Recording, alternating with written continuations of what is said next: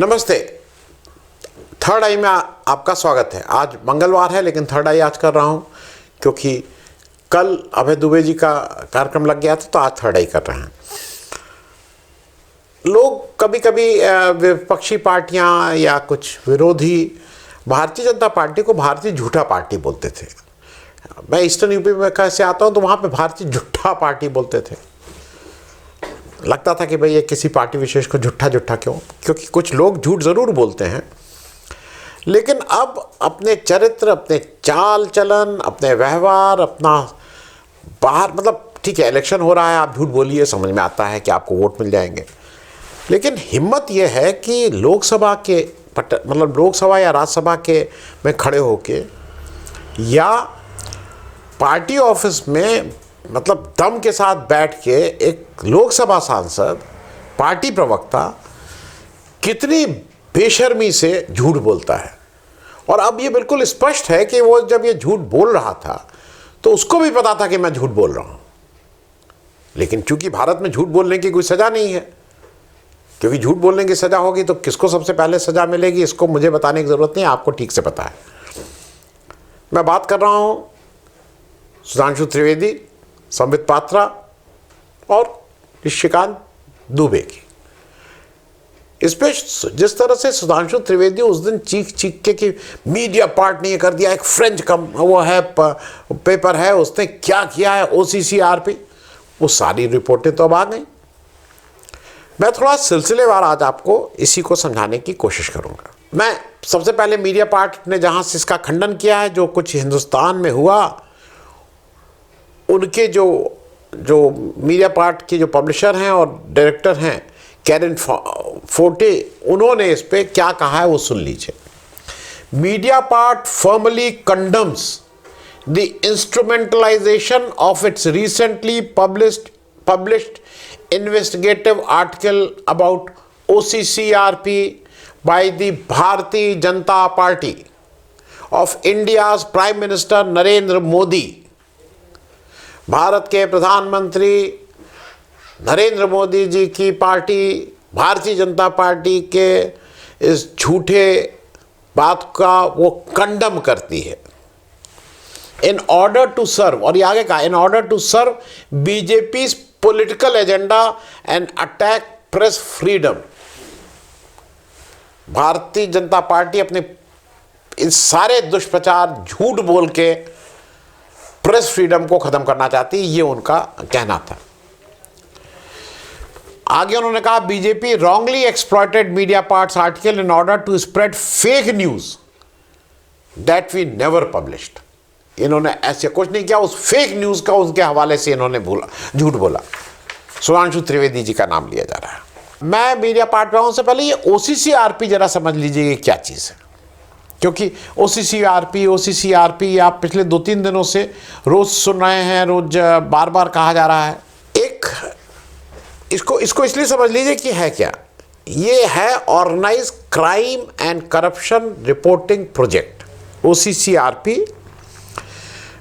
ये 2008 में इस वजूद में आया, उससे पहले ये अलग अलग वजूद में था, लेकिन इस वजूद में OCCRP बना। और कहाँ बना? बोस्निया में, जब वो यूगोस्लाविया से अलग हो रहा था, वहाँ मार का उस समय ये बना था। आज की तारीख में इसका एनुअल बजट करीब मोटे तौर पे 20 मिलियन यूरोज है। 1 मिलियन यूरो मोटे तौर पे 9-10 करोड़ समझ लीजिए, तो करीब 200 करोड़ का इसका बजट है। इसके पास 200 का स्टाफ ऑन रोल है। इसके मीडिया पार्टनर 50 हैं, इसके मीडिया मेंबर 70 हैं। भारत के भी कुछ प्रमुख जो न्यूज़ के लोग हैं, न्यूज़ के बिजनेसमैन, उन लोग इनके मीडिया पार्टनर के रूप में या मीडिया मेंबर के रूप में काम करते हैं। लेकिन बहुत सी इनके साथी जो हैं उसमें New York times, Washington post US में, ली मोंडे फ्रांस में, गार्डियन UK में, सब इनके साथ उसके साथ कहीं ना कहीं से संबंध है। इन्होंने ये भी इनको 100 जर्नलिस्टिक उसके जर्नलिज्म के लिए अवार्ड मिल चुके हैं। पत्रकारिता के 100 से ऊपर अवार्ड मिल चुके हैं इस OCCRP को। इस OCCRP ने बहुत से ऐसी खोजी पत्रकारिता की जिसकी वजह से उन देशों को, उन संस्थाओं को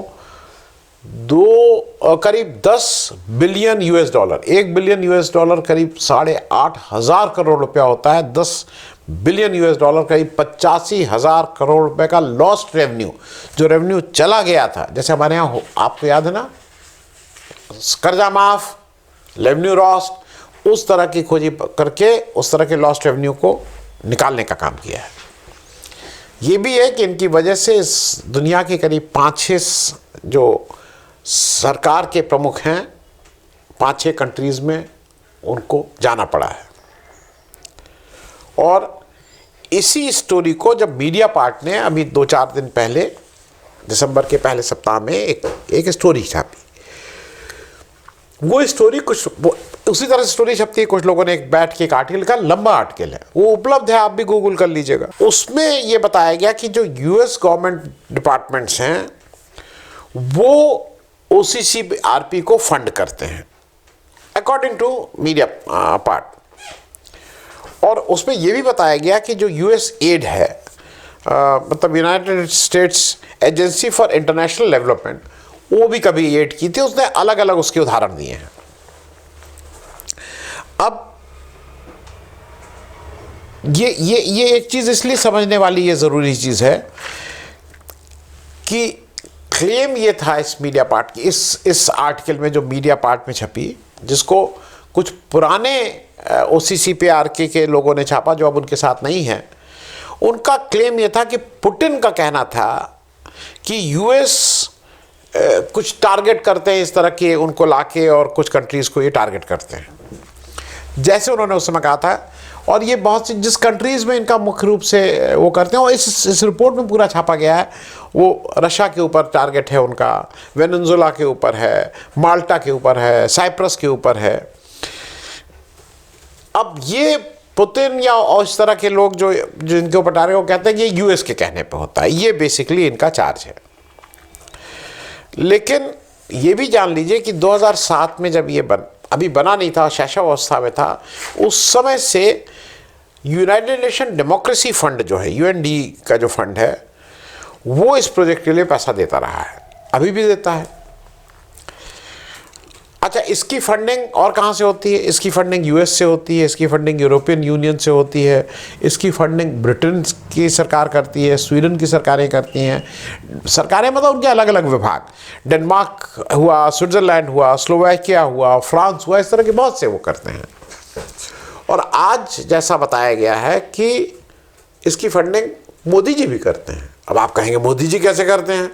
मोदी जी ऐसे करते हैं कि आज कांग्रेस पार्टी ने ये खुलासा किया है कि यूनाइटेड नेशन डेमोक्रेसी फंड जो है, उसमें भारत ने करीब पिछले 5-6-8 साल में, मोदी जी के आने के बाद, करीब करीब $9 लाख। अब $9 लाख आप समझ रहे हैं, $1 लाख, मतलब ये करीब करीब 8-9 करोड़ रुपया मोदी जी दे चुके हैं। तो क्या मोदी जी अपनी इन्वेस्टिगेशन के लिए सब रुपया देते हैं क्या? मतलब ये तो कोई जेम्स बॉन्ड के आगे की चीज़ मामला बन गया है। अब एक चीज़ और समझ लीजिए, मीडिया पार्ट के अनुसार जो ये आर्टिकल छपा, ये 7-8 देश OCCPRK का 70% फंड करते हैं। अब उनका जो मुख्य जो उन्होंने आरोप लगाया है कि जो ये 70% फंड ये 7-8 देश करते हैं, उस 72% का 52% केवल US करता है। अब एक तो उन्होंने ये लगाया, उसका जवाब दिया है, मैं उस पर नहीं आ रहा हूँ। लेकिन दूसरा ये आरोप लगाया कि ये राइट टू वीटो इनके पास रहता है, ये जो फंडिंग वाले देशों, खास करके अमेरिका के पास, कि किसको रखिए किसको ना रखिए। OCCPRP ने बहुत साफ उसमें जवाब दिया है कि भाई ऐसा है कि जब हम कहीं अपने फंड के लिए कोई प्रोजेक्ट देते हैं, कोई एप्लीकेशन देते हैं, तो हमारे जो की पर्सनल है उनका नाम दिया जाता है, और वो कोई भी अगर फंड लेगा तो वो जानना चाहेगा कि आपके यहाँ कौन कौन है, और उनकी डिसीजन में वो एक फंडिंग ये होता है। तो ये तो ऐसा कुछ बात नहीं है। इसके बाद क्या हुआ कि जब ये निकल गया, और इसकी बिना पे भारत की लोकसभा में, भारत के राज्यसभा में, भारत के मुख्य विपक्षी दल ने इस पर खूब हल्ला मचाया कि जॉर्ज सोरोस और सोनिया गांधी का संबंध, और फलाना संबंध, और ये संबंध और वो संबंध, ये सब किया गया।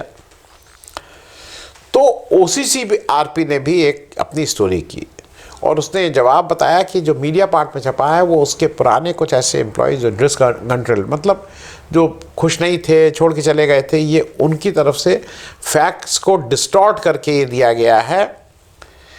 इसमें इसकी कोई बेसिस नहीं है। उन्होंने एक भी स्पेसिफिक इंसिडेंस नहीं दिया है, एक भी जगह स्पेसिफिक बात नहीं की, जनरल बातें करके इन्फ्रेंस इस तरह का निकालने की बात कही है।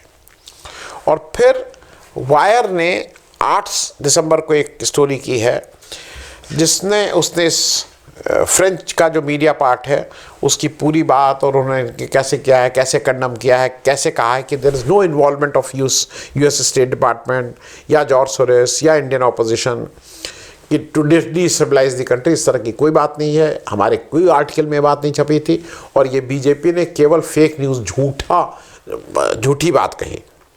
अब झूठे बात में तो बीजेपी का कोई मुकाबला नहीं है, वो तो झूठ बोलने के मतलब जो ट्रॉफ़ी ऐसी है कि वो ट्रॉफ़ी शायद अगले 1000 साल तक उनके पास रहेगी। और अगर कोई झूठ बोलने की कोई उनसे दौड़ करेगा तो वो 1 नंबर के बाद, वो 101 नंबर या 1000 के बाद ही वो शुरू कर पाएगा। झूठ में बीजेपी को पकड़ना आसान नहीं है। मीडिया पार्ट में इसी ने एक और चीज़ कही। मीडिया पार्ट का ये भी कहना है कि भाई हमने तो रफाल डील भी की थी, को भी एक्सपोज किया था हमने। उस समय they accused Indian government of obstructing a French judicial probe, ये उन्होंने कहा था कि भारत की जो सरकार है वो एक फ्रेंच जुडिशियल प्रोब को ऑब्स्ट्रक्ट कर रही है। तब क्या हो गया था? तब क्यों नहीं सुधांशु त्रिवेदी जी आप आके बता रहे थे कि कितनी अच्छी है बात? कुल जमा ये है कि सब कुछ लेके असली मामला मोदी जी का है। मोदी जी का क्यों है? क्योंकि मोदी जी को ये साफ पता है, मोदी जी को नहीं पूरी दुनिया को पता है, बीजेपी को पता है, ऑपोजिशन को पता है, जो बिजनेसमैन है उनको पता है, इंस्टीट्यूशंस को पता है कि अगर मुडानी माफ़ कीजिएगा, अडानी की जिस दिन जांच हो गई उस दिन एक्सपोज हो जाएगा कि अडानी जी ये सारा कुछ मोदी और उनके बीच का जो संबंध है वो साफ जाहिर हो जाएगा। तो ये कोई मोदी जी जो लोग हम सब लोगों को लगता है ना दोस्ती में नहीं कर रहे हैं, सेल्फ डिफेंस है। क्या करें? जांच होने दें, जिससे जांच में खुल के सामने आ जाए कि अडानी जी को ये सारा कुछ जो हो रहा है वो मोदी जी के ही कहने पे हो रहा है। अब तो दुनिया में सब जगह जांचें शुरू हो गई हैं, कहाँ तक रोकेंगे? बहुत से लोगों को उम्मीद है कि नहीं मैनेज हो जाएगा। अरे भाई कहाँ मैनेज करोगे? क्या मैनेज करोगे? कितने पेपर मैनेज करोगे? भाई संजीव भट्ट को तुमने एक गलत केस में फंसाया, तुम्हारी जेल में है, गुजरात में है, गुजरात के कागज़ हैं, गुजरात में सब कुछ चल रहा है, लेकिन अंतोगत्वा भले ही 10-15 साल लगे लेकिन उसको बरी किया ना कोर्ट ने। तो उसी तरह से आपके जो कागज़ हैं आज नहीं तो 4-6 साल बाद वो तो बताएंगे ही कि आप किस तरह से अडानी जी का फ़ायदा करा रहे थे। वो चाहे मतलब वो कुछ हो, चाहे सरकारी चीज़ें देना हो, चाहे नियम को ताक पे रख के जिस तरह से फंडिंग हो रही थी, जिस तरह से सेबी रेगुलेट कर रही थी, सारी चीज़ें हैं। तो ऐसा लगता है कि बीजेपी के दिन इस समय ठीक नहीं चल रहे हैं। जो महाराष्ट्र में जो भी फ़ायदा हुआ था उनको, जो एक साइकोलॉजिकल एडवांटेज मिली थी कि ये बहुत बढ़िया किए, वो सब आके ये जो मीडिया पार्ट का झूठ बोल के वो सारी एडवांटेज को, जिसको कहते हैं ना, गड्ढे में डाल दिया।